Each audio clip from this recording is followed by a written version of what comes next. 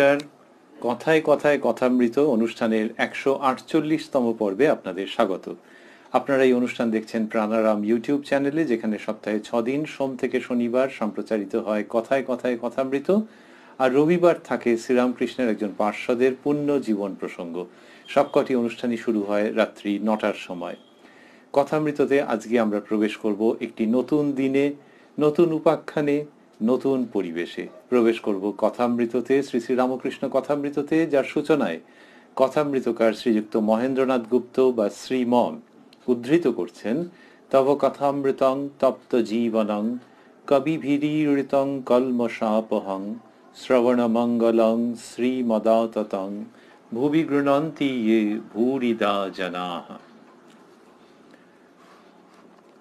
আজ বুধবার, 10ই আশ্বিন, ভাদ্র মাসের কৃষ্ণা দশমী তিথি, 26শে সেপ্টেম্বর 1883 খ্রিস্টাব্দ। বুধবারে ভক্ত সমাগম কম, কেননা সকলেরই কাজকর্ম আছে। ভক্তেরা প্রায় রবিবারে অবসর হইলে ঠাকুরকে দর্শন করিতে আসেন। ঠাকুরকে দর্শন করিতে আসেন। মাস্টার বেলা 1:30টার সময় ছুটি পাইয়াছেন। 3টার সময় দক্ষিণেশ্বরে কালী মন্দিরে ঠাকুরের কাছে আসিয়া উপস্থিত। এ সময় রাখাল লাটু ঠাকুরের কাছে প্রায় থাকেন। আজ 2 ঘন্টা পূর্বে কিশোরী আসিয়াছেন। ঘরের ভিতর ঠাকুর ছোট খাটটির উপর বসিয়া আছেন। মাস্টার আসিয়া ভূমিষ্ঠ হইয়া প্রণাম করিলেন। ঠাকুর কুশল জিজ্ঞাসা করিয়া নরেন্দ্রের কথা পাড়িলেন।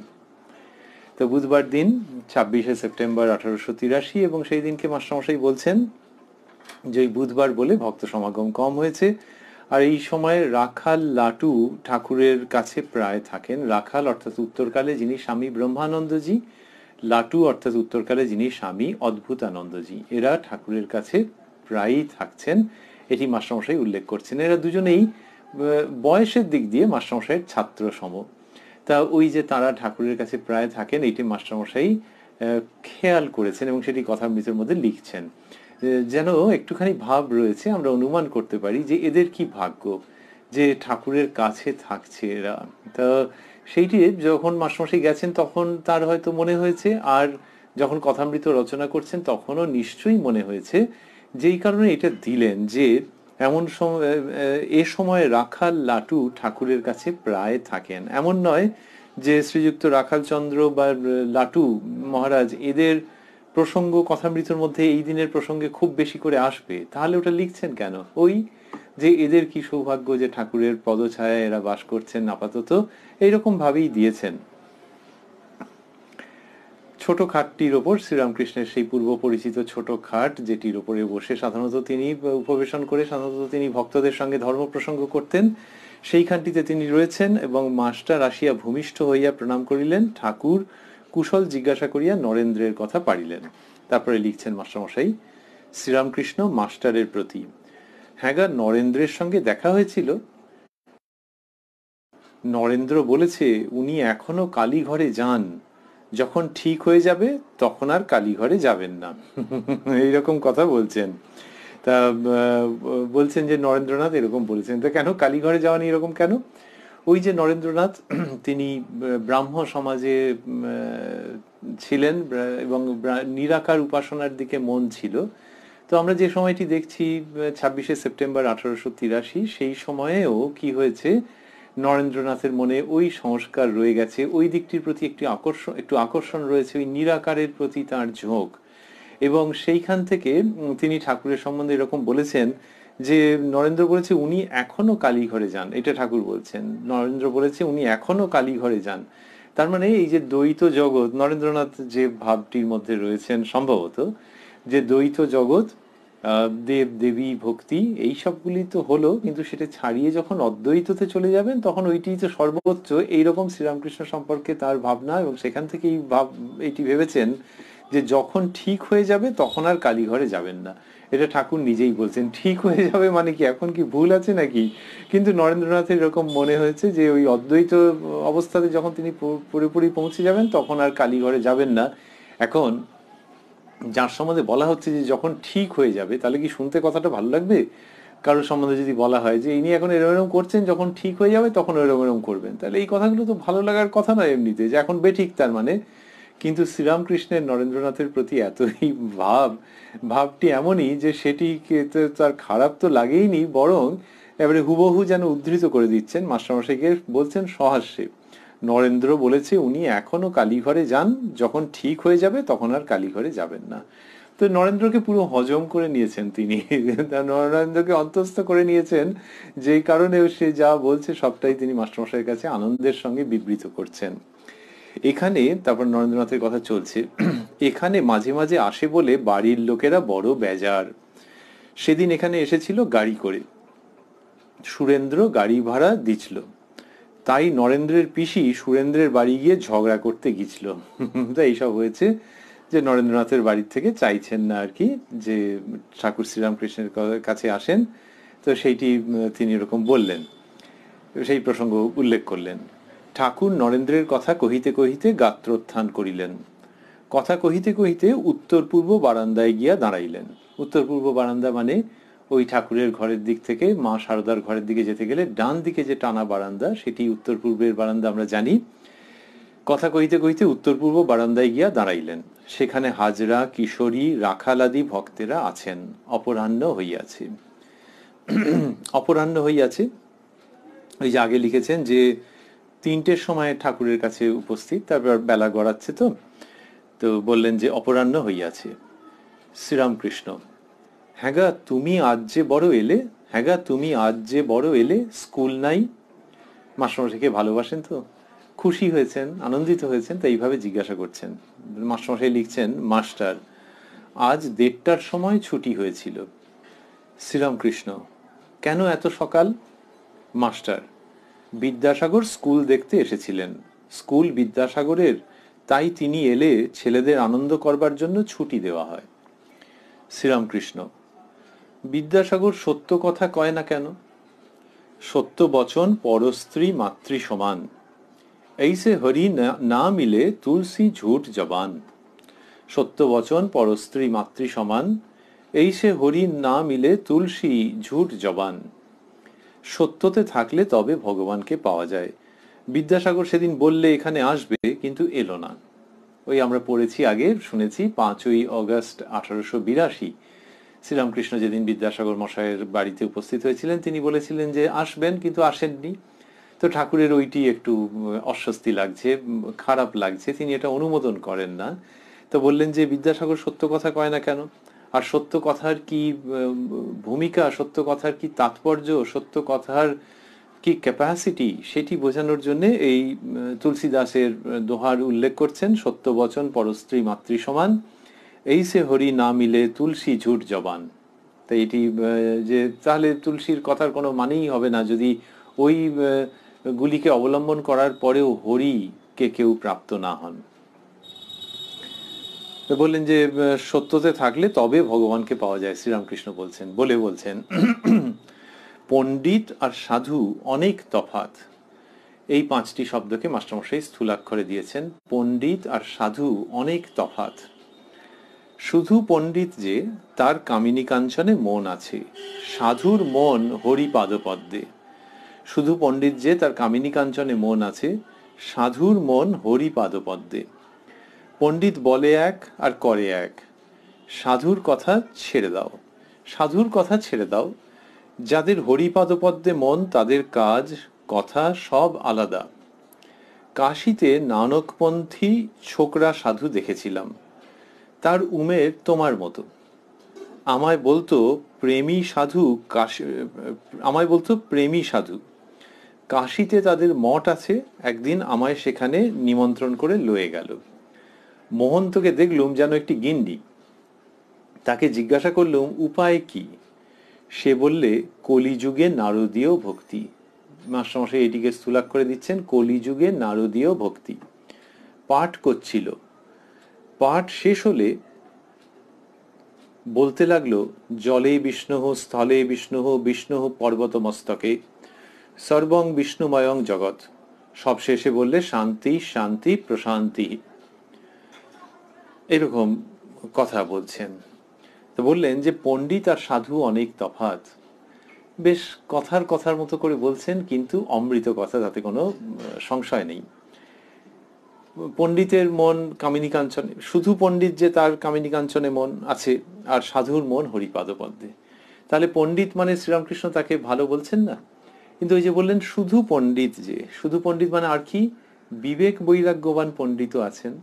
তাহলে বিবেক বৈরাগ্যবান ব্যক্তি মানে তার কোনো লেখাপড়া থাকবে না এরকম তো নয়, তিনি পণ্ডিত হতেই পারেন। সুতরাং শুধু পাণ্ডিত্য দিয়ে হবে না। তাহলে এই কথাটা আলাদা করে উঠছে কেন? উঠছে এই জন্যই যে শুধু পণ্ডিত বেদ বেদান্তের কথা অনেক বলতে পারেন, কিন্তু সেটা দিয়ে হয়তো মনে হতে পারে যে বাবা ইনি অনেক জানেন, ইনি পরমার্থের কাছাকাছি, কিন্তু সেইটি খাটবে না বা সেটা মিলবে না যদি না পণ্ডিতের ভেতর বিবেক বৈরাগ্য থাকে। তো শ্রীরামকৃষ্ণ বলছেন শুধু পণ্ডিত যে তার কামিনী কাঞ্চনে মন আছে। তাহলে বিবেক বৈরাগ্য নেই মানেই সে মায়াগ্রস্ত, সে আসক্তিতে বদ্ধ, এবং এই মায়ারই স্বরূপ একালের জন্য শ্রীরামকৃষ্ণ বলেছেন কামিনী কাঞ্চন। তো এখানে বললেন শুধু পণ্ডিত যে তার কামিনী কাঞ্চনে মন আছে, সাধুর মন হরিপাদ পদ্মে।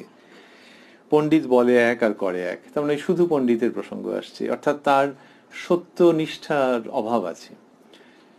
সাধুর কথা ছেড়ে দাও, যাদের হরিপাদ পদ্মে মন তাদের কাজ কথা সব আলাদা।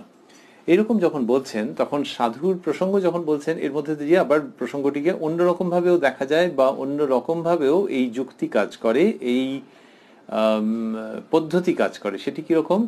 যে এই সাধু এবং যার হরিপাদপদ্মে মন, এই দুটি ব্যাপারকে তিনি সমার্থক দেখাচ্ছেন। সাধুর মন হরিপাদপদ্মে, তার মানে হচ্ছে যে সাধুর এইটি গুণ হতে হবে। কেউ যদি একটা গেরুয়া বসন গায়ে দেন, এমনি দিলেন, কোন একটা উদ্দেশ্য নিয়ে দিলেন, কিন্তু দেখতে হবে যে মন হরিপাদ পদ্মে আছে কিনা, তাহলে তিনি সাধু। শ্রীরামকৃষ্ণ অন্যত্র বলছেন যে সাধুকে যার মন প্রাণ অন্তরাত্মা ঈশ্বরে গত হয়েছে, যিনি ঈশ্বরীয় কথা বই কন্যা, যিনি স্ত্রীলোককে ঐহিক চক্ষে দেখেন না এবং সর্বভূতে ঈশ্বর আছেন জেনে যিনি সকলের সেবা করেন, মোটামুটি এইগুলি সাধুর লক্ষণ। তাই এখানে যখন পণ্ডিতের সঙ্গে সাধুর তফাৎ করছেন, তখন একই সঙ্গে সাধুর চরিত্র লক্ষণ, সাধুর গুণও নির্দেশিত, সংজ্ঞায়িত হয়ে যাচ্ছে। তা বললেন সাধুর মন হরিপাদ পদ্মে, যাদের হরিপাদ পদ্মে মন তাদের কাজ কথা সব আলাদা, এরকম ভাবে শ্রীরামকৃষ্ণ বলছেন। তো বলে তিনি কি বললেন? বললেন কাশীতে নানকপন্থী ছোকরা সাধু দেখেছিলাম। এবার সেই কম বয়সী সন্ন্যাসী সাধু তিনি কি করেছেন, সেখানে ঠাকুর শ্রীরামকৃষ্ণকে নিমন্ত্রণ করে নিয়ে গেছেন, এবং সেখানকার মহন্ত মহারাজ যিনি, তাকে শ্রীরামকৃষ্ণ জিজ্ঞাসা করেছেন যে উপায় কি। তখন তিনি বলেছেন যে কলিযুগে নারদীয় ভক্তি, এইটি মাস্টারমশাই উল্লেখ করলেন ঠাকুর শ্রীরামকৃষ্ণের কথা, এবং বললেন যে পাঠ হলে সর্বং বিষ্ণুময়ং জগৎ, এইরকম তিনি বলেছেন। এই কলিযুগে নারদীয় ভক্তি, এটি শ্রীরামকৃষ্ণ বহুবার বলেছেন, এটি তার মনের কথা এবং তার উপদিষ্ট পথ এটি, যে কলিকালের মানুষ তাদের ওই সেরকম দেহ মনের অবস্থা নয়, অন্নগত প্রাণ, এটি শ্রীরামকৃষ্ণ বলেছেন। তো সেই জন্যে কলিযুগে যে নারদীয় ভক্তি, এই কথা তিনি অনেকবার বলেছেন। আমরা সেই প্রসঙ্গে আসছি, এবং ওই গিয়ে তিনি আশ্রমে যা দেখেছেন এবং ওই মহন্ত মহারাজকে যেমন দেখেছেন, সেই প্রসঙ্গে আমরা আসবো।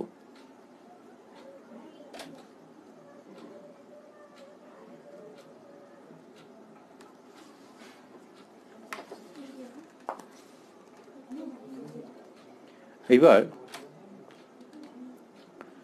শ্রীরামকৃষ্ণ যতটা আমরা শুনেছিলাম, তারপরে বলছেন ওই মহন্ত মহারাজজির সম্বন্ধে, একদিন গীতা পাঠ করলে তা এমনি আট বিষয়ী লোকের দিকে চেয়ে পড়বে না, আমার দিকে চেয়ে পড়লে।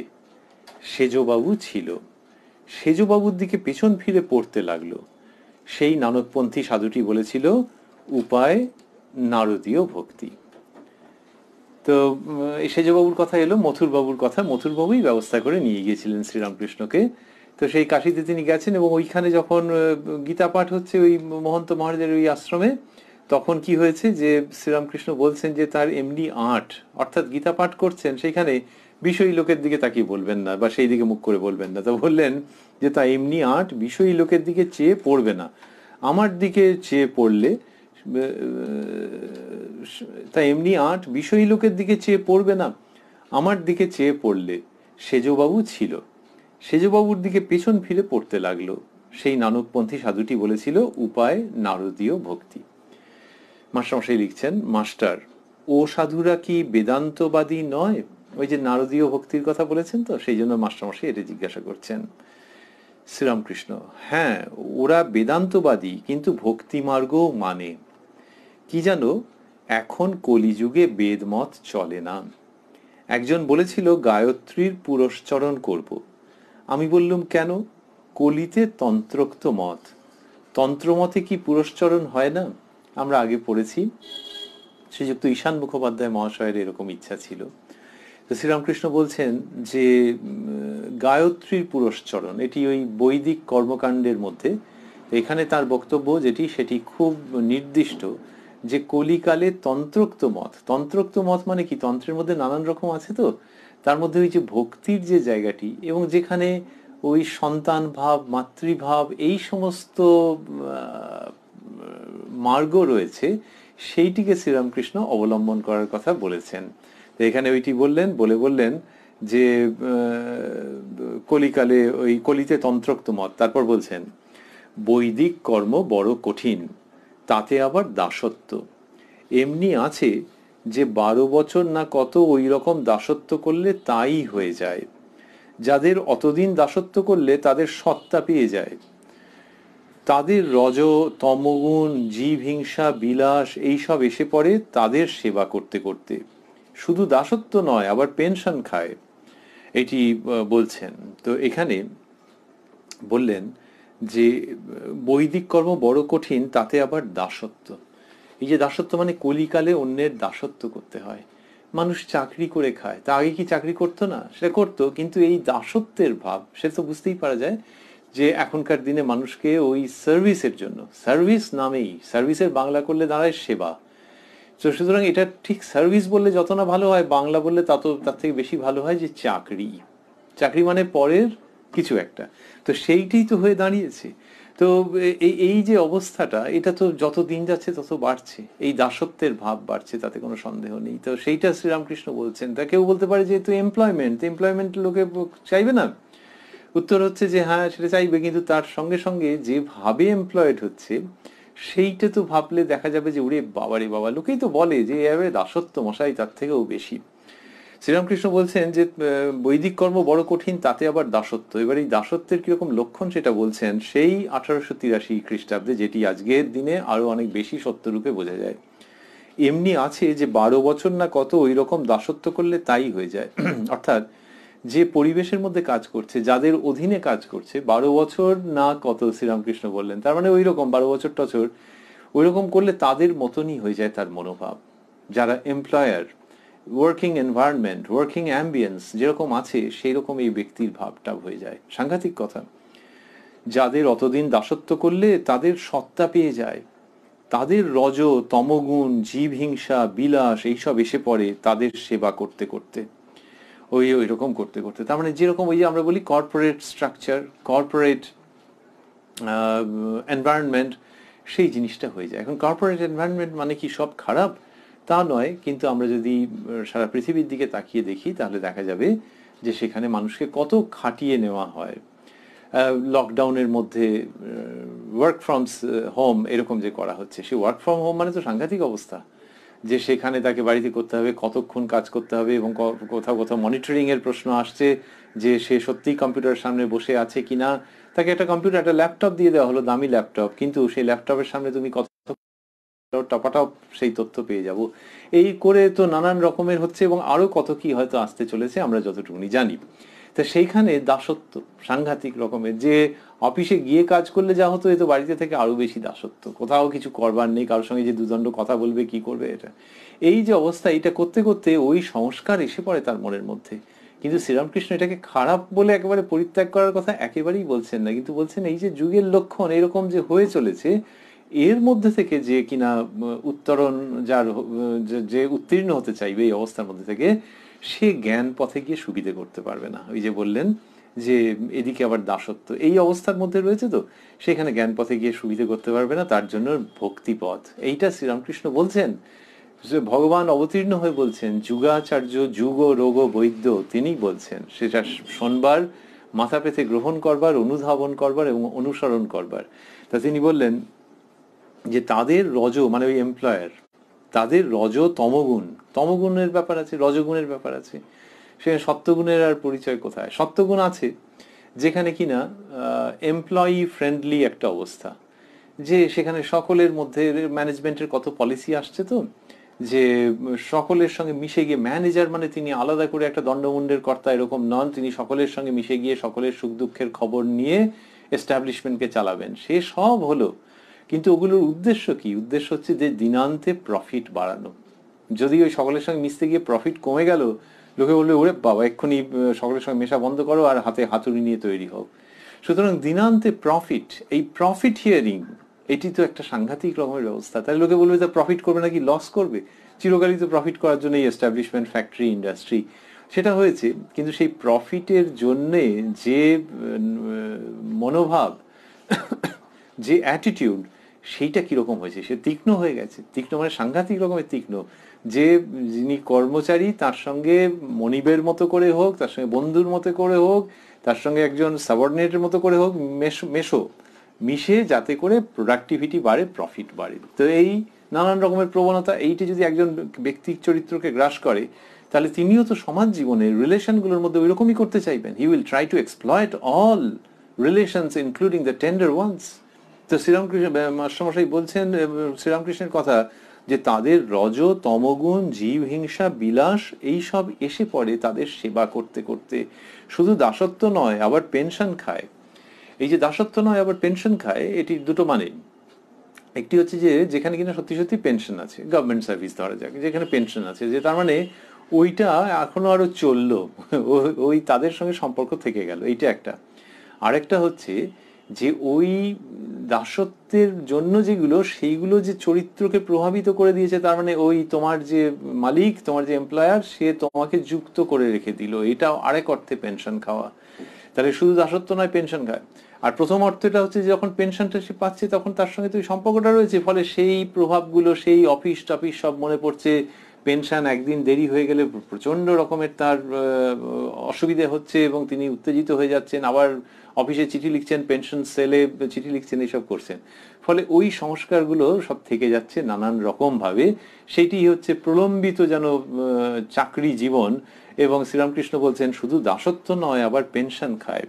এইটা সে কিসের জন্য? যে কলিকালে তন্ত্রোক্ত মত, নারদীয় ভক্তি, এই প্রসঙ্গটিকে ব্যাখ্যা করবার জন্য, বিশদ করবার জন্য। তারপর বলছেন, একটি বেদান্তবাদী সাধু এসেছিল। বেদান্তবাদী শব্দটি মাস্টারমশাই স্থূলাক্ষরে দিয়েছেন। একটি বেদান্তবাদী সাধু এসেছিল, মেঘ দেখে নাচত, ঝড় বৃষ্টিতে খুব আনন্দ, ধ্যানের সময় কেউ কাছে গেলে বড় চটে যেত। আমি একদিন গেছিলুম, যাওয়াতে ভারী বিরক্ত, সর্বদাই বিচার করত ব্রহ্মসত্য জগৎ মিথ্যা। এই চারটি শব্দ স্থূলাক্ষরে, ব্রহ্মসত্য জগৎ মিথ্যা, মাস্টারমশাই এইভাবে দিয়েছেন। আর ওই যে শ্রীরামকৃষ্ণ বলেছেন, এই প্রসঙ্গ শুরু হয়েছে যেভাবে, একটি বেদান্তবাদী সাধু এসেছিল, তাহলে তিনি এসেছিলেন, তিনি থাকছিলেন এবং কেউ গেলে বিরক্ত হতেন। এটা কোথায়? দক্ষিণেশ্বরে। দক্ষিণেশ্বরে রানী রাসমণির যেরকম বন্দোবস্ত, মথুরবাবুও সেটিকে এগিয়ে নিয়ে গেছেন। সেটি হচ্ছে যে সাধুদের জন্য বন্দোবস্ত ছিল, যে সাধু এসে যদি কিছুদিনের জন্য, কিছু কালের জন্য ওখানে থাকেন, মন্দির থেকে তার সব ব্যবস্থা করা হবে। সাধুদের ওটা একটা সাময়িক থাকার জায়গা ছিল, যে হয়তো কোনো তীর্থস্থানে যাচ্ছেন, কোনো কর্মান্তরে যাচ্ছেন, দক্ষিণেশ্বরে এসে তিনি থাকছেন। এরকম প্রচুর সাধু আসতেন। তো শ্রীরামকৃষ্ণ বলছেন একটি বেদান্তবাদী সাধু এসেছিল এবং তার কথা এরকম ভাবে বললেন যে ঠাকুর যে গেছেন একদিনকে তার কাছে, তাতেও তিনি বিরক্ত হয়ে গেছেন এবং তিনি সর্বদাই ওই রকম বিচার করতেন। মায়াতে নানা রূপ দেখাচ্ছে, তাই ঝাড়ের কলম লয়ে বেড়াতো। ঝাড়ের কলম দিয়ে দেখলে নানা রং দেখা যায়, বস্তুত কোনো রং নাই। তেমনি বস্তুত ব্রহ্ম বই আর কিছু নাই, কিন্তু মায়াতে, অহংকারেতে নানা বস্তু দেখাচ্ছে। তো এইরকম বললেন যে ঝাড়ের কলম, যে তার কোনো রং নেই, কিন্তু ওই যখন এমনি দেখলে পর মনে হচ্ছে যেন অনেক রকম রং রয়েছে, কিন্তু বস্তুত কোনো রং নাই, এরকম কোনো একটি বস্তু ছিল। তা সেই বস্তু, সেটা তিনি নিয়ে বেড়াচ্ছেন কেন না ওইটার আরোপ করবার জন্য। তেমনি এই জগৎ একরকম ভাবে দেখা যাচ্ছে, কিন্তু আসলে এরকম নয়। আসলে শুদ্ধ চৈতন্য, নিরাকার, নির্গুণ। কিন্তু আপাতভাবে প্রতীয়মান হচ্ছে যে নানান রকমের রূপ, রস, রং, গন্ধ, বৈচিত্র্য সমস্ত রকমের রয়েছে, বিভিন্ন রকম। এইরকম তিনি করতেন। তা বললেন যে পাছে মায়া হয়, আসক্তি হয়, তাই কোনো জিনিস একবার বই আর দেখবে না। তো তিনি কোনো জিনিস একবারের বেশি দেখতে চাইছেন না, যাতে মায়া বা আসক্তি হয়। সেই জন্যে কোনো জিনিস, কোনো বস্তুর প্রতি একবারের বেশি দুবার তিনি দেখছেন না। এইরকম সমস্ত বিচারের পদ্ধতি কি সুন্দর শ্রীরামকৃষ্ণ সেগুলিকে বিবৃত করছেন। স্নানের সময় পাখি উড়ছে দেখে বিচার করত, এটি আর বিস্তারিত ব্যাখ্যা করেননি শ্রীরামকৃষ্ণ।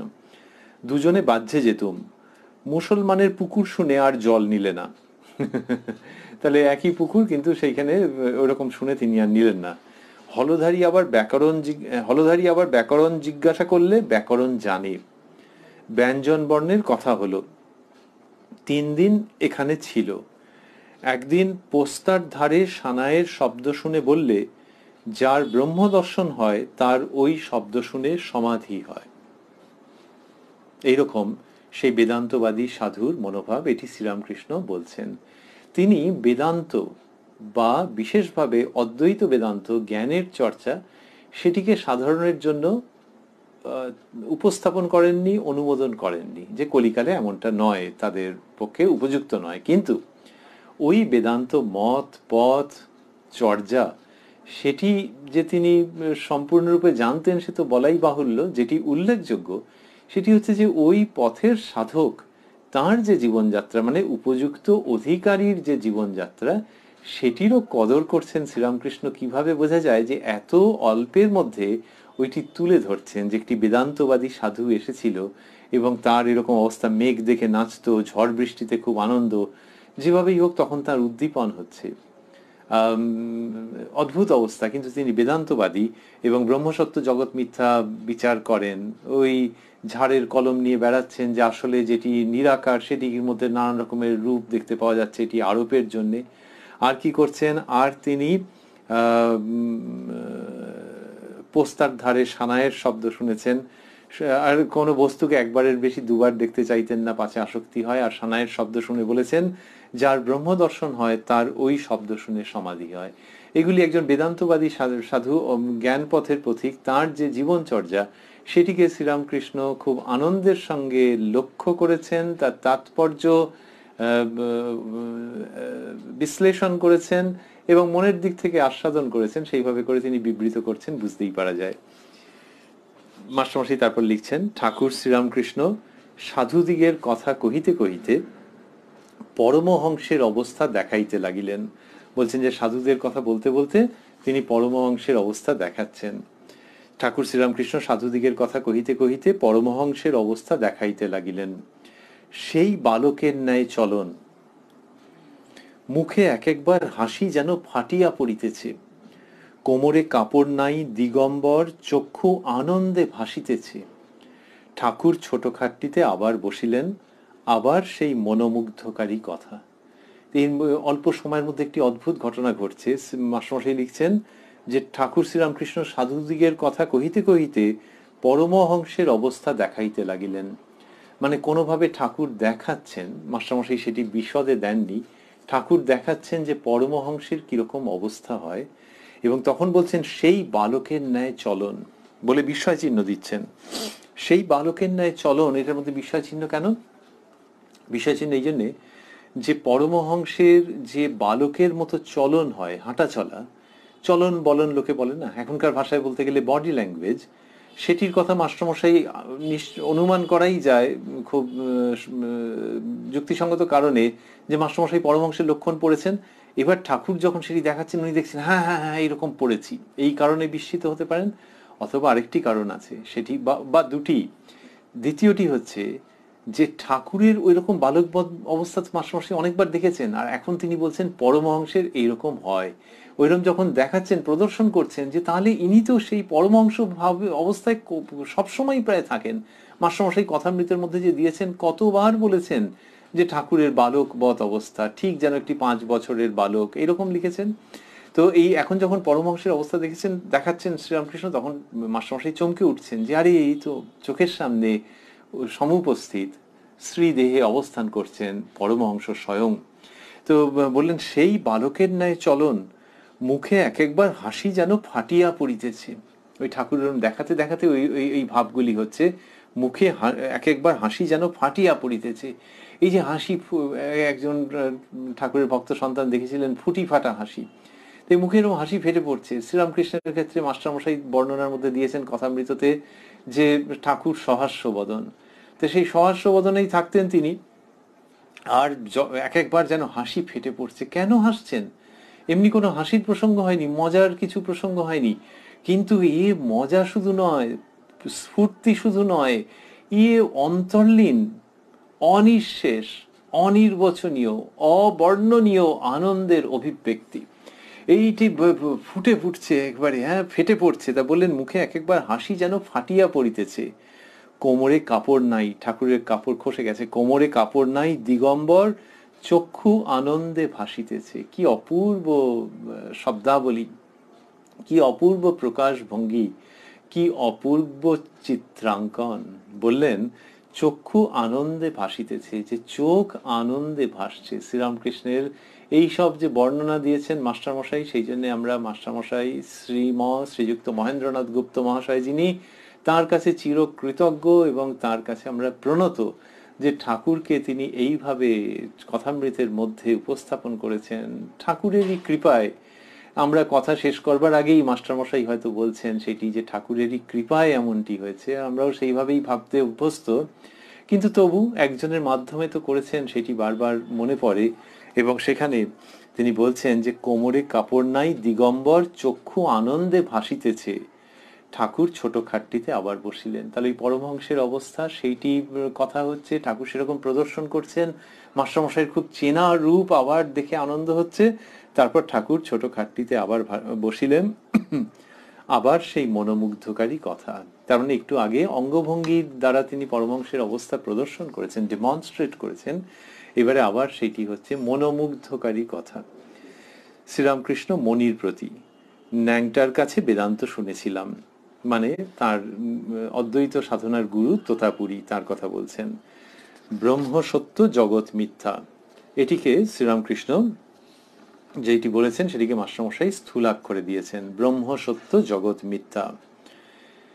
তারপরে বলছেন যে বাজিকর এসে কত কত বাজি করে, আমের চারা আম পর্যন্ত হলো, কিন্তু এসব বাজিকরই সত্য। বাজিকরই সত্য কথাটিকে আবার স্থূলাক্ষরে দিয়েছেন মাস্টারমশাই, বাজিকরই সত্য। তা বললেন যে বাজিকর এসে, এটি তোতাপুরীর কথা হচ্ছে, বাজিকর এসে কত কত বাজি করে, আমের চারা আম পর্যন্ত হলো, কিন্তু এসব বাজিকরই সত্য। এখনকার ভাষায় ম্যাজিশিয়ান। তো শ্রীরামকৃষ্ণ বলছেন তার গুরুর কথা, যে তিনি শিখিয়েছেন, তিনি শিক্ষা দিয়েছেন ব্রহ্ম সত্য, জগৎ মিথ্যা। আর তারপরে বলছেন বাজিকর এসে কত বাজি করে, আমের চারা আম পর্যন্ত হলো, কিন্তু এসব বাজিকরই সত্য। ওই যে যখন ম্যাজিক দেখানো হচ্ছে, তখন ম্যাজিকের মধ্যে লোকে যেরকম দেখছে যে নানান রকম হচ্ছে, আগেকার ওই সমস্ত ছিল জাদু প্রদর্শন, বাজিকর যেগুলো দেখাতেন। এখন ম্যাজিকে তো ওরে বাবা, সে সাংঘাতিক সাংঘাতিক দেখায়, একজনকে কেটে ফেললো, এ করলো, ও করলো, তারপর কোথার থেকে পায়রা ফটফট করতে করতে বেরিয়ে গেল, কিন্তু ছিল নাকি রুমাল হয়ে গেল পায়রা, এইসব নানান রকম দেখাচ্ছে। তাহলে রুমালটাও সত্যি, হয়তো পায়রাটাও সত্যি, কিন্তু রুমালটা পায়রা হয়ে গেছে সত্যি নয়। কিন্তু যখন দেখছে তখন দুটো জিনিস হচ্ছে, লোকের ওরকম মনে হচ্ছে, আর হচ্ছে যে মনে করতে ইচ্ছে করছে। কারোর যদি মনে হয় যে ওইখানে অন্ধকারের মধ্যে একটা গর্ত আছে বোধহয়, তখন সেটা মনে করতে ইচ্ছে করবে না, ওটার থেকে ওটাকে উপেক্ষা করবে, ওটাকে এড়িয়ে যাবে এবং অন্য জায়গা দিয়ে চলে যাবে। আর এখানে ওই সময় যদি কেউ বলে যে এই বাইরে একটুখানি এসো, বলে দাও দাও দাও, এইটা দেখে যাই, ওইটা দেখে যাই, মেয়েটাকে কাটবে এবার, তার মানে ওটা দেখতে ইচ্ছে করছে যে পয়সা দিয়ে এসছি, এবার এই মেয়েটাকে কাটবে, আর এখন কি বাইরে কি জন্য কে ডাকছে, এবার পরে যাবো, আগে শোয়ের এই ম্যাজিকটা দুর্দান্ত ম্যাজিক, দেখে যাই। তার মানে জানে এটা মিথ্যে, কিন্তু তবু সেটার মধ্যে যে ওইটা দেখি। তো সেইটা মায়ার স্বরূপ। এই যে মায়া, এইটা দেখছি যখন, তখন মনে হচ্ছে যে হ্যাঁ এগুলো সব, যে জগৎটা এইরকম, অদ্বৈত বেদান্ত মতে যে জগৎটা এইরকম, কেউ যদি একটু মনোনিবেশ করে তাহলেই সে বুঝতে পারবে যেগুলো সব বদলে বদলে যাচ্ছে। তো মানুষের চোখের সামনে দিয়ে কি দ্রুত বদলে যাচ্ছে, কালকে তোমার মনোভাব যেরকম ছিল আজকে সেরকম নয়, আবার বুঝতেই পারা যাচ্ছে যে পরে সেরকম থাকবে না। তাহলে এই যে ঘন ঘন বদলে যাচ্ছে অথচ এটাকেই সত্যি বলে ধরছো। এই মুহূর্তে ভাবছো যে 1 ঘন্টা বাদে এই কাজগুলো করতে হবে, ভালো ভালো কথা এইগুলো বলতে হবে, আর অমুককে বকতে হবে, এই মিলে তোমার যে মানসিকতা সেইটা কালকে বা পরশু যখন যাবে তখন এই মানসিকতাটার কোনো মানেই থাকবে না। যে না না, ওই যাদেরকে ভালো বলেছিলাম দেখলাম তেমন ভালো নয়, আর যাকে বকেছিলাম দেখছি অতিরিক্ত বোকা হয়ে গেছে। এ তো ঘন ঘন বদলে যাচ্ছে, তাহলে কি এটার একটা চিরকালীন মূল্য আছে? কিছুই নেই কাজ করার। কিন্তু সেইটার মধ্যেই মানুষ থেকে যাচ্ছে, সে জানছে যে এটার চিরকালীন মূল্য নেই। নিজের ভাবি যে আমরা আমাদের, যে তাহলে নিজের মনোভাব, লোকে বলে মনটাই আমি, আরে তাই হয় নাকি? তাহলে নিজের মনোভাব সেইটি ঘন ঘন ঘন ঘন বদলে যাচ্ছে। কিন্তু যখন ভাবছি তখন ভাবছি ওই যাদেরকে ভালো বলতে হবে, যাদেরকে বকতে হবে, এইটা নিয়েই আমার জগৎ, যেন ওইটা খুব প্রমিনেন্ট, খুব একেবারে জলজলে সত্য এবং ওইটিই সত্য এইরকম মনে হচ্ছে। কিন্তু সেও তো বদলে যায়। তাহলে যে জিনিস বদলে যায় সেটাকে সত্য বলে ভাবা। যে মেয়েটা বেঁচে থাকবে তাকে ভাবছি কেটে ফেলবে, আর সেটার জন্য হাঁ করে দেখছি, এই এরকম অবস্থা। তো এই যে মনকে যখন আমরা ভাবছি, যে মনটাকে এরকম সত্যি ভাবছি, দেহকে নিয়ে যদি সত্যি ভাবে সে তো আরো এক সাংঘাতিক কাণ্ড। যখন লোকে ভালো আছে তখন ভাবছে যে চিরকালই এরকম ভালো থাকবো, মৃত্যু বলে কিছু নেই, এরকম সব ভাবছে। তো সুতরাং জগতে কেউ কাউকে দুঃখী হতে বলছে না অদ্বৈত বেদান্ত, কিন্তু বলছে যে, তিনি বলছে, অদ্বৈত বেদান্ত বলছেন যে এই যে বদলে বদলে বদলে বদলে যাচ্ছে, এইটাকে যে তুমি ধরে রেখেছো যে হ্যাঁ এটাই সত্য, এটাই চিরকালীন সত্য, একেই বলা হচ্ছে মায়া। এবং তুমি একটুখানি গভীরে ডুব দিলেই বুঝতে পারবে যে একটা কি রকম যেন একটা হাওয়ার মধ্যে একটা রং, সেই রংটাকে যেন তুমি ধরে ধরে রাখতে চাইছো। কেউ যদি ভাবে যে প্লেনে করে গিয়ে আমি রামধনুর মধ্যে স্নান করব, তাহলে তো অদ্ভুত ব্যাপার হয়ে যাবে। তো সেই রকম ভাবে তুমি ভাবছো এবং ভেবে সেই রকমই করেই যাচ্ছ করেই যাচ্ছ করেই যাচ্ছ। তা সেইটার মধ্যে থেকে তাহলে বেরিয়ে আসা মানে যে তাহলে সব আনন্দ ফানন্দগুলো, সমস্ত ফুর্তি টুর্তিগুলো সব ভণ্ডুল করে দেওয়া, দিয়ে একবারে দুঃখের মধ্যে নিপতিত হয়ে যাওয়া, যে এইগুলি সমস্ত অসার, এগুলো সব অনিত্য, এই ভেবে এক কোণে গালে হাত দিয়ে বসে থাকা, তা নয়। অদ্বৈত বেদান্ত বলছেন যে এই জগতের মধ্যেই ব্রহ্ম সত্য রয়েছেন, সত্য স্বরূপ চৈতন্য রয়েছেন, তিনি সর্বভূতে বিরাজিত, তিনি পুরুষও নন, স্ত্রীলোকও নন, তিনি হচ্ছেন সত্য, তিনি প্রকাশিত, আর তিনি আনন্দপূর্ণ। তার উপরে মনোনিবেশ করো। এবং সেই মনোনিবেশ করতে গেলে এগুলোকে তো সরাতে হবে, যেগুলো কিনা তোমার দৃষ্টিকে অবরুদ্ধ করে দিচ্ছে সেগুলোকে বিচারের দ্বারা সরাও, যে এগুলো নিত্য বস্তু নয়, চিরকালের নয়। এই সরাতে সরাতে নিত্য বস্তুর দর্শন লাভ হতে শুরু করবে, বা সেই পথে তুমি অগ্রসর হতে আরম্ভ করবে। এবং যখন অগ্রসর হবে তখন বুঝতে পারবে যে সেটি আনন্দপূর্ণ জগৎ। নাহলে কে এইসব বিচার করতে যায়? যেহেতু দিব্যি বেশ ভালো আছি, কিছুটা ভালো থাকা কিছুটা মন্দ থাকা, চলো তাই তাই সই তাই সই। কিন্তু না, শেষ পর্যন্ত দেখা যায় যে ভালো থাকাটাও ঠিক হচ্ছে না। এইটা যে কোনো বিচারশীল মানুষ বুঝতে পারেন, সেন্সিটিভ সংবেদনশীল মানুষ, সেন্সিটিভ মানুষ বুঝতে পারেন। সেই জন্য বলা যে তার থেকে চলো এই যেগুলো আপাত, যেগুলো বিভ্রান্ত করছে সেগুলোকে সরিয়ে দিয়ে আসল বস্তুর দিকে যাওয়া। তাহলে এই যে ম্যাজিক, এই ম্যাজিকটা কেউ দেখছে বটে, কিন্তু ভাবছে যে বাবা ম্যাজিশিয়ানের ক্ষমতা আছে বটে, এতগুলো লোককে মুগ্ধ করে দিল, আর তার হলো মেয়েটা মরিয়ে গেছে। এবং তখন হলের মধ্যে কি নিস্তব্ধতা। তারপর যখন মেয়েটা লাফাতে লাফাতে উঠলো, আর তখন কি হাততালি, আরে লোকগুলোকে টোটাল বোকা বানিয়ে দিয়েছে ম্যাজিশিয়ান, আরে হবে না, ওই এত বিখ্যাত লোক ইনি। তো এই যখন ভাবছে, ম্যাজিশিয়ানের দিকে যখন দৃষ্টি পড়ছে তখন ঠিকঠাক যে হ্যাঁ উনি এটা করেছেন, আর ওইটা নয়। তাহলে ওই মেয়েটার অনেক খণ্ড খণ্ড হয়ে যাওয়ার তুলনায় ম্যাজিশিয়ান যেরকম ভাবে সত্য, সেরকম ভাবে এই যে জগৎ, এই জগৎটা অসত্য এটা বুঝতে পারা।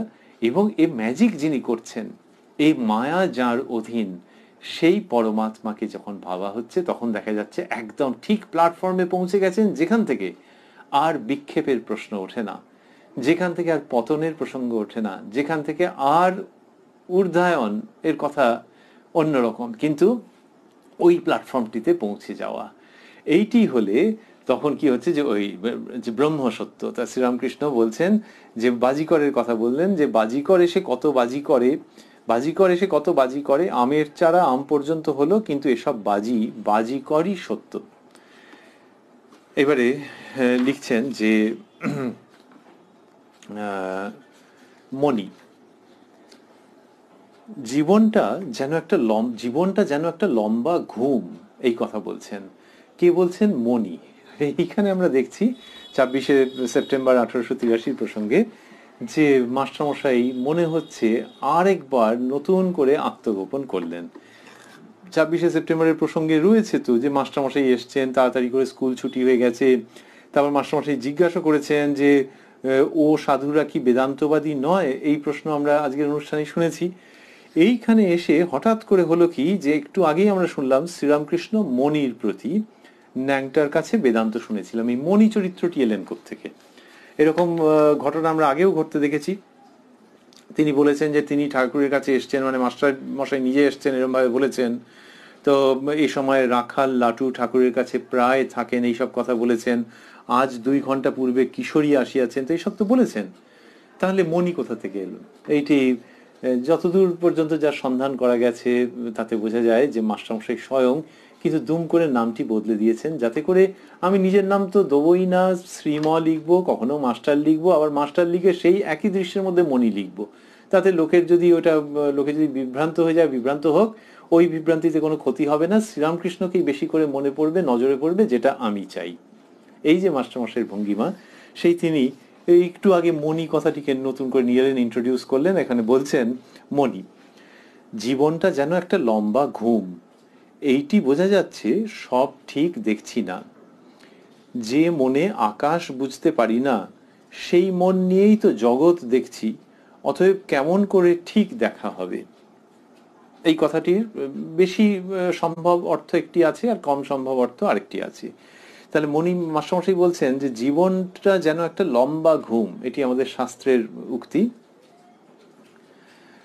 যে একটা লম্বা ঘুমের মতো জীবনটা। লম্বা ঘুম মানে ওই যে ঘুমিয়ে আছে এবং তার মধ্যে স্বপ্ন দেখছে, নানান রকম স্বপ্ন দেখছে, সেই রকমই হচ্ছে এই জীবনটা, যে সে নানান রকম স্বপ্ন দেখছে। স্বপ্ন কেন? এই তো বাস্তব তো, একজনের সঙ্গে ঝগড়া হলো, আরেকজনের সঙ্গে খুব মজার কথা টথা হলো, তিনিও আমায় ভালোবাসলেন, আমিও তাকে ভালোবাসলাম, কিন্তু না, ওই স্বপ্নের মতনই এটা দেখবে কোথায় উবে চলে গেছে। তো মাস্টারমশাই বলছেন জীবনটা যেন একটা লম্বা ঘুম, যাচ্ছে সব ঠিক দেখছি না। যে মনে আকাশ বুঝতে পারি না, সেই মন, এই আকাশ বুঝতে পারা একটি কম সম্ভব অর্থ হচ্ছে চিদাকাশ। যে চিদাকাশকে ধরা যাচ্ছে না, সেইটি দিয়ে সম্পূর্ণটাকে বুঝবো কি করে? তাহলে যখন মন বিচার করতে করতে এগোয়, তখন এই চিদাকাশ একটা পড়বে, তো সেটিকে ধরতে পারা যাচ্ছে না, পুরো সবটাকে বোঝা যাবে কি করে? এটা একটা কম সম্ভব অর্থ। বেশি সম্ভব যেটা, সেটা হচ্ছে এই যে আকাশকে ধরতে পারছি না। এই যে আকাশ, দ্য স্কাই, সেটা কিরকম? মাস্টারমশাই বললেন যে মনে আকাশ বুঝতে পারি না, সেই মন নিয়েই তো জগৎ দেখছি, অতএব কেমন করে ঠিক দেখা হবে। এইটি বললেন যে যেটা দিয়ে আকাশ দেখতে পাচ্ছি না। এবার আকাশ দেখতে পাচ্ছি না মানে ওই যে আকাশের স্বরূপ বুঝতে পারছি না। যে আকাশ, দ্য স্কাই, সেটা 1883-তেও সত্যি ছিল, 1920-তেও সত্যি। এই যে আকাশ, তার যে দেখতে পাচ্ছি নীল রং, আরে নীল রং নাকি, ওটা একটা বিচ্ছুরণ হচ্ছে তার জন্য, সেটা বিজ্ঞানে ব্যাখ্যা করা হচ্ছে, কিন্তু নীল রং তো দেখতে পাচ্ছি। লোকে বলে যে একটু ওই আকাশি কালারের কাপড়টা বার করুন তো, তারপর সেরকম ভাবে আকাশের নীল রং দেখছে তো, তাহলে ভুলভাল দেখছে সমস্ত। এটা এক।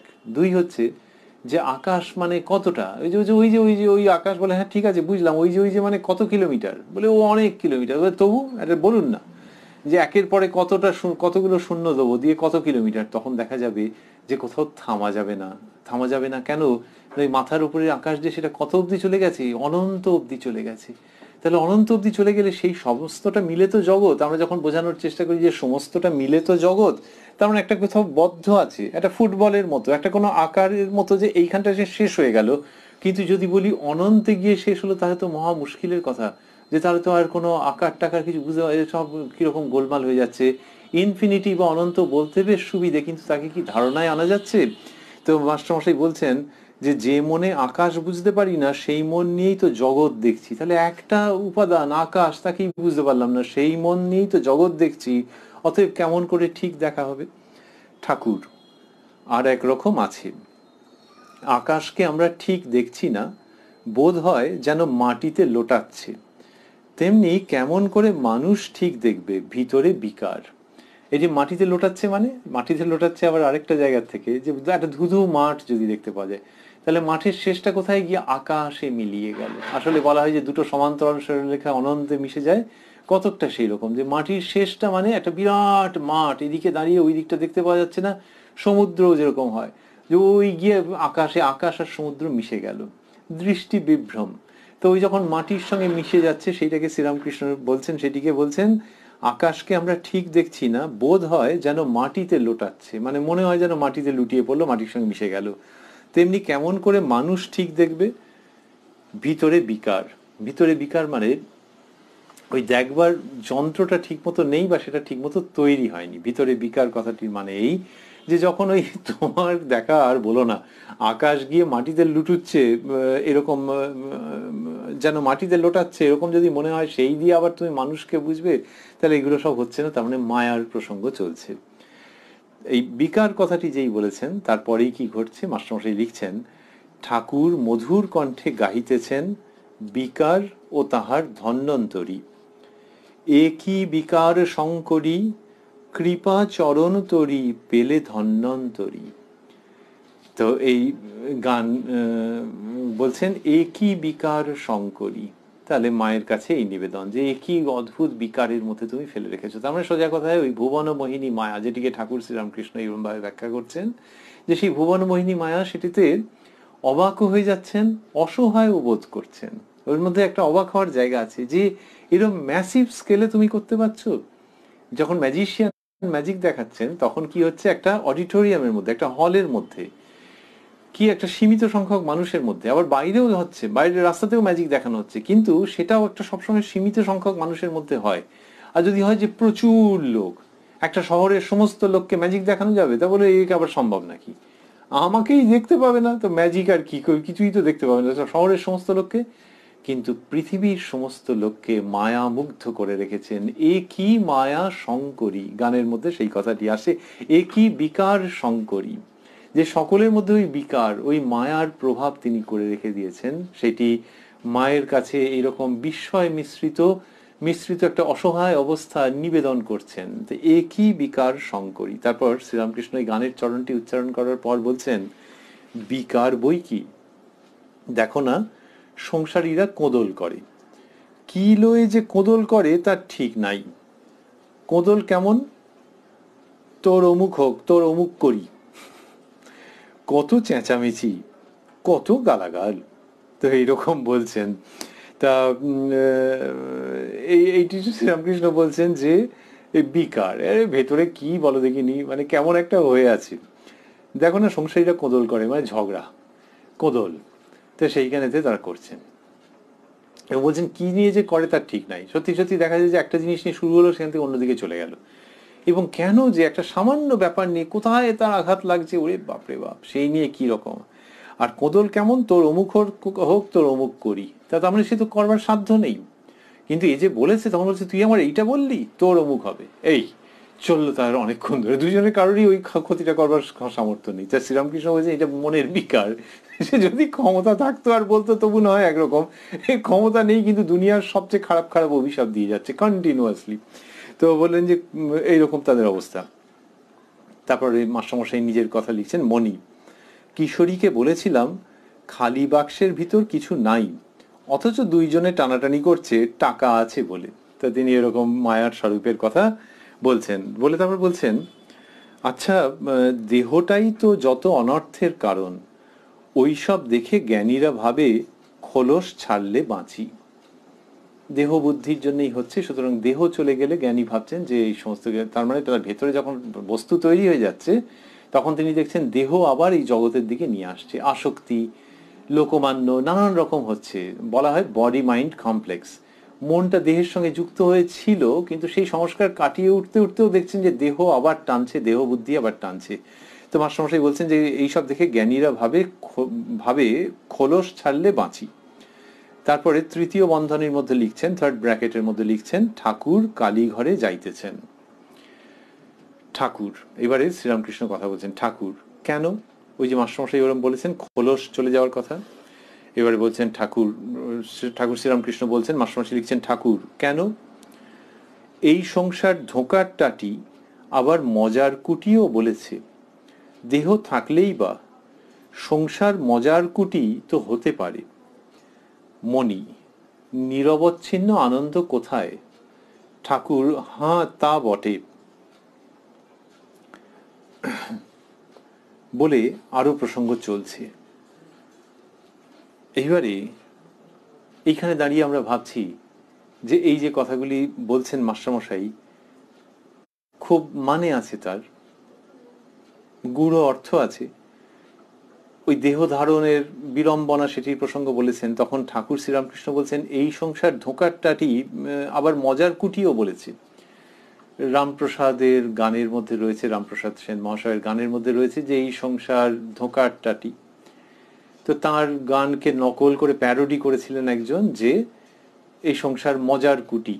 তা শ্রীরামকৃষ্ণ বলছেন যে এরকমও তো বলেছে, দেহ থাকলেই বা সংসার মজার কুটি তো হতে পারে। এই যে মজার কুটি কেন, শ্রীরামকৃষ্ণ অন্যত্র ব্যাখ্যা করেছেন সবিস্তারে, আমরা কথামৃতের মধ্যেও পেয়েছি, সেটি অবশ্যই পেয়েছি, যেখানে তিনি বলছেন যে যদি একবার ভগবান লাভ হয়ে যায় তখন এই সংসারকেই দেখার দৃষ্টি বদলে যায়, তখন এই সংসার মজার কুটি মনে হয়। তার মানে একেবারে আনন্দের উৎসস্থল, আনন্দের আধার এই সংসার। তখন এই সংসারকে মজার কুটি বলে মনে হয় যদি তাকে পাওয়া যায়, সেই পরমার্থকে যদি পাওয়া যায়, তখন আর সংসারকে ধোঁকার টাটি মনে হয় না, যে কি সাংঘাতিক রকমের একটা ভয়াবহ এরকম মনে হয় না। তাই বললেন যে এটা তো মজার কুটিও বলেছে, তাহলে সেই দিকটা নিচ্ছ না কেন? শ্রীরামকৃষ্ণ এখানে সযত্নে এবং সতর্কভাবে কি করছেন, ওই যে জ্ঞানীর পথ, যে ভেতরে বস্তু লাভ হওয়ার জন্য তিনি অপেক্ষা করছেন, তারপর শরীর ত্যাগ করে দেওয়ার চেষ্টা করছেন, ওই প্রবণতা থেকে সরাচ্ছেন। কারণ কি, শ্রীরামকৃষ্ণ বারবারই বলছেন যে ওই জ্ঞান পথটা কলিকালে ঠিক অবলম্বন করে সুবিধে করতে পারবে না অধিকাংশ মানুষ, অলমোস্ট উইদাউট এক্সেপশন। সেই জন্য তিনি ওই জ্ঞানের পথের প্রসঙ্গ মাস্টারমশাই যে বলছেন সেখান থেকে সরিয়ে আনছেন। কিন্তু তখন মাস্টারমশাই বলছেন নিরবচ্ছিন্ন আনন্দ কোথায়? যে ওই যে মজার কুটি বলা হচ্ছে, যে সংসারের মধ্যে কেই বা সেরকম পাচ্ছে, এটা একটা ব্যথার থেকেই তো বলা। আর মাস্টারমশাইয়ের একটা জ্ঞানের দিকে প্রবণতা ছিল। তখন শ্রীরামকৃষ্ণ বলছেন হ্যাঁ তা বটে, আপাতত এরকম বলছেন। তারপরে আমরা দেখছি ঠাকুর কালীঘরের সম্মুখে আসিয়াছেন, মাকে ভূমিষ্ঠ হইয়া প্রণাম করিলেন, মণিও প্রণাম করিলেন। ঠাকুর কালীঘরের সম্মুখে নিচের চাতালের উপর নিরাসনে মা কালীকে সম্মুখ করিয়া বসিয়াছেন। তো পরনে কেবল লাল পেরে কাপড়খানি, তার খানিকটা পিঠে ও কাঁধে। পশ্চাৎ দেশে নাট মন্দিরের একটি স্তম্ভ, কাছে মণি বসিয়া আছেন। তা বললেন যে ঠাকুর শ্রীরামকৃষ্ণ কালীঘরের কাছে মাকে ভূমিষ্ঠ হয়ে প্রণাম করলেন। তারপরে কি হলো, কালীঘরের সম্মুখে নিচের চাতালের ওপর মা কালীকে সম্মুখ করিয়া বসে আছেন, কোনো আসনে বসেননি। তাহলে ওই যে মা কালীর যে গর্ভ মন্দির, সেইখান থেকে সিঁড়ি দিয়ে নেমে যে মায়ের চাতাল, ওইখানটাতে ওই নাট মন্দিরের দিকটিকে পেছন করে বসেছেন, পিঠটা ওইদিকে দিয়ে বসেছেন, মা কালীকে সম্মুখ করিয়া বসিয়াছেন। পশ্চাৎ দেশে নাট মন্দিরের একটি স্তম্ভ, পরনে কেবল লাল পেরে কাপড়খানি, একটি কাপড়, তার খানিকটা পিঠে ও কাঁধে। কি অপূর্ব মূর্তি শ্রীরামকৃষ্ণের, সেটিকে মাস্টারমশাই বর্ণনা দিচ্ছেন। কাছে মণি বসিয়া আছেন, মণি। তাই যদি হলো, ওই যে ওই একটু আগে বলেছেন যে নিরবচ্ছিন্ন আনন্দ কোথায়, ঠাকুর বলেছেন হ্যাঁ তা বটে। এইবার তারই সেই প্রসঙ্গে ইন কন্টিনিউয়েশন মাস্টারমশাই কথা বলছেন, মণি। তাই যদি হলো, তাহলে দেহ ধারণের কি দরকার? এই তো দেখছি কতকগুলো কর্মভোগ করবার জন্য দেহ, কি করছে কে জানে, মাঝে আমরা মারা যাই। তার মানে কর্মের ফল, সেইটাকে এক্সিকিউট করবার জন্য এই দেহ ধারণ, কিন্তু দেহ ধারণ তো শেষ পর্যন্ত বিড়ম্বনা। তা বললেন যে মাঝে আমরা মারা যাই, যে এই কর্মের কি একটা চক্র আছে, কর্মের একটা কজ অ্যান্ড এফেক্ট মেকানিজম আছে, সেইটা চলছে, কিন্তু এর জন্যে দেহ ধারণ করছেন যে সত্তা, সেই সত্তার কষ্ট হচ্ছে। এইরকম একটা জায়গার থেকে মাস্টারমশাই এটি বলছেন, যেটি মূলত জ্ঞানের দিক থেকে বলা, অদ্বৈতের দিক থেকে বলা, যে দেহ ধারণ করে ওই সত্তা কষ্ট পাচ্ছে।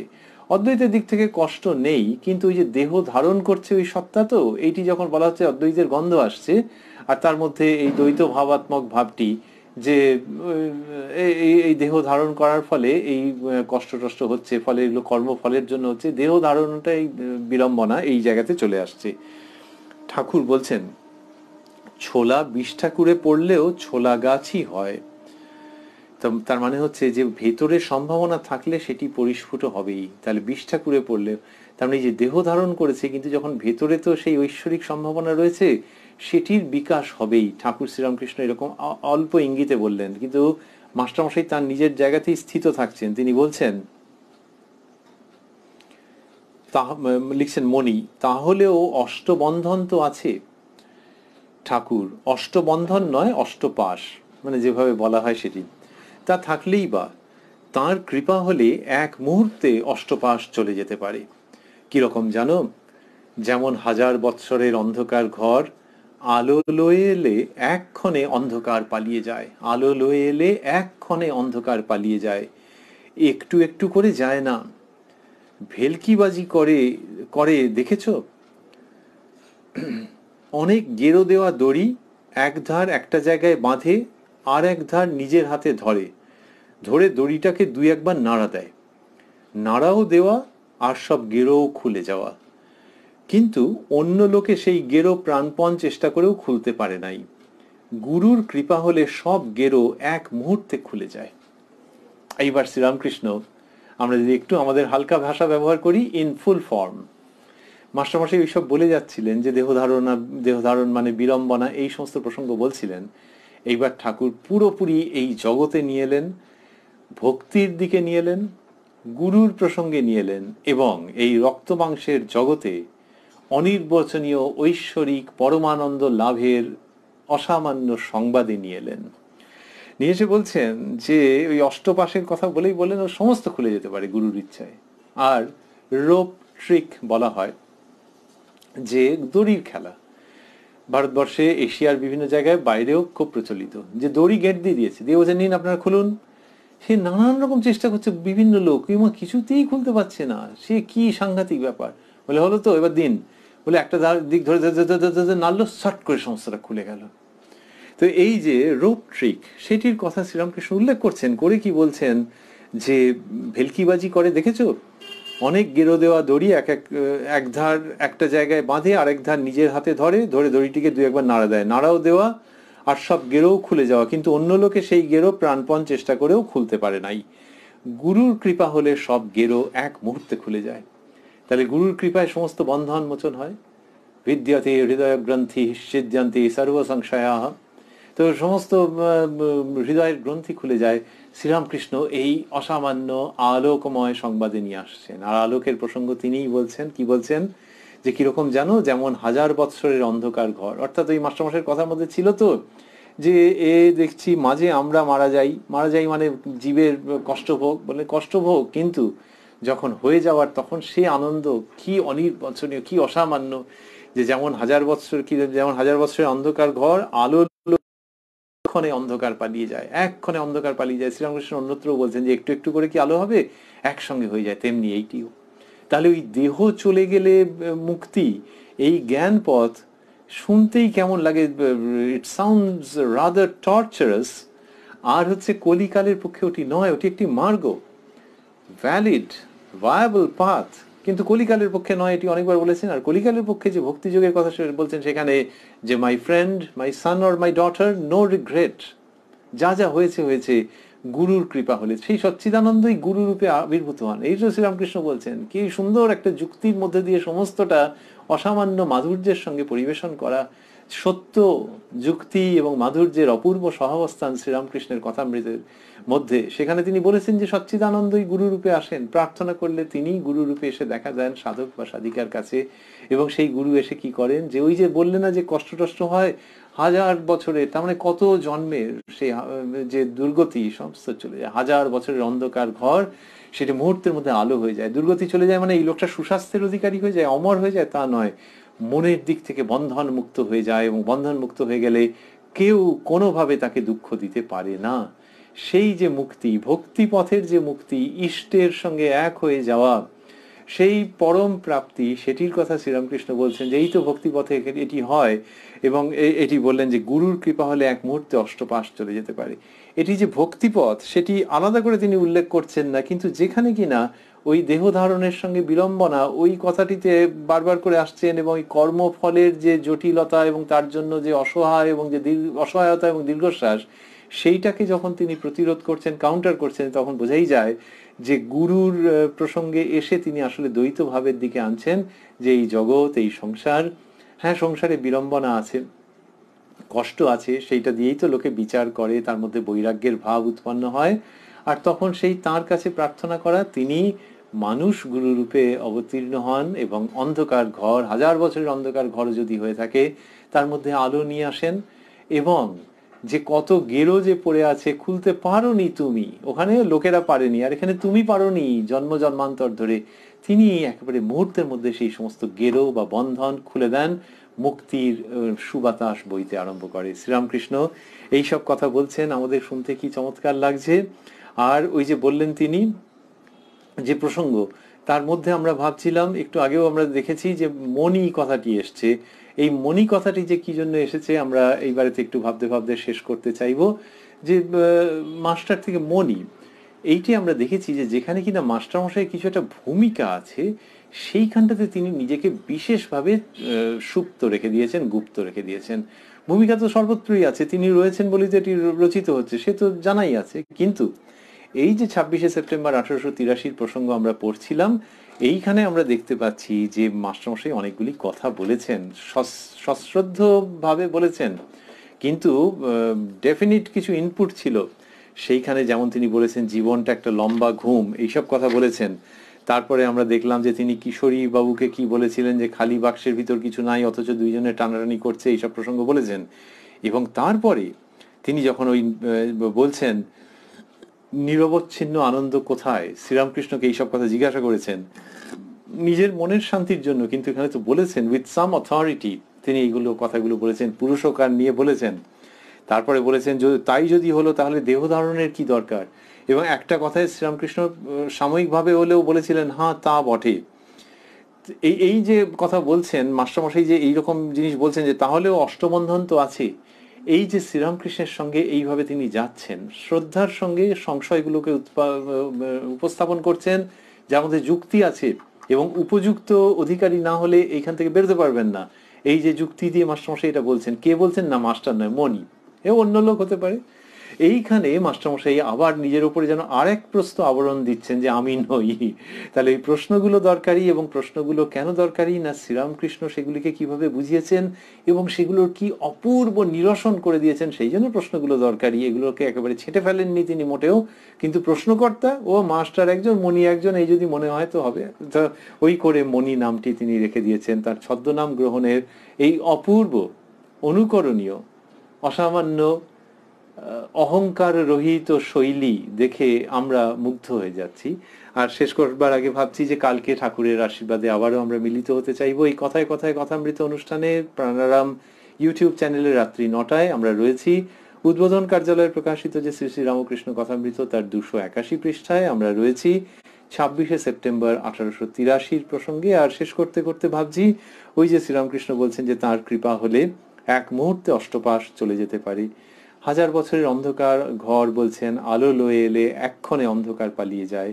এই সমস্ত যে প্রসঙ্গ বলছেন, এখানে অবধারিতভাবে ঠাকুর শ্রীরামকৃষ্ণের প্রসঙ্গ এসে যাচ্ছে। তার অমৃত কথা, যেটি কথামৃতের মধ্যে আমরা পাচ্ছি, তার প্রসঙ্গ এসে যাচ্ছে। কত শত মানুষের জীবনে, হাজার হাজার মানুষের জীবনে এই অভিজ্ঞতা যে শ্রীরামকৃষ্ণ তাদের জীবনে ওই রকম ভাবে আবির্ভূত হচ্ছেন। সুতরাং এই কথাগুলিকে সেগুলির পূর্ণ গুরুত্বে এবং মর্যাদায় আমরা হৃদয়ে ধারণ করতে চাইছি। এবং গুরু শ্রীরামকৃষ্ণ সচ্চিদানন্দ আবির্ভূত হয়েছেন, তিনি যেভাবে শিক্ষা দিয়েছেন সেইভাবেই আমরা ভাবি। সচ্চিদানন্দ শ্রীরামকৃষ্ণ রূপে আবির্ভূত হয়েছেন, অবতীর্ণ হয়েছেন এই অবতারের রূপে, এবং তিনি কৃপা করলে ওইটি করতে পারেন। সুতরাং আমরা ভাবছি যে তিনি যেন আমাদের হৃদয়ের মধ্যে যে হাজার হাজার বছরের অন্ধকার রয়েছে, সেই অন্ধকারের মধ্যে তার মঙ্গল হস্ত দ্বারা আলোক প্রজ্বলিত করেন, যাতে করে আমরা এই হাজার হাজার বছরের অন্ধকার থেকে মুক্ত হয়ে যাই, ভেতরে আলো জ্বলে ওঠে। তিনি যেরকম বলছেন মুহূর্তের মধ্যে আলোকিত হয়ে যায়।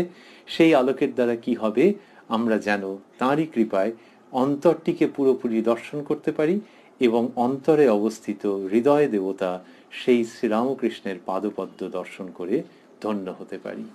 ওং নিরঞ্জনং নিত্যমনন্ত রূপং ভক্তানুকম্পা ধৃত বিগ্রহং বৈ ঈশাবতারং পরমেশমিদ্যং তং রামকৃষ্ণং শিরসা নমামহ।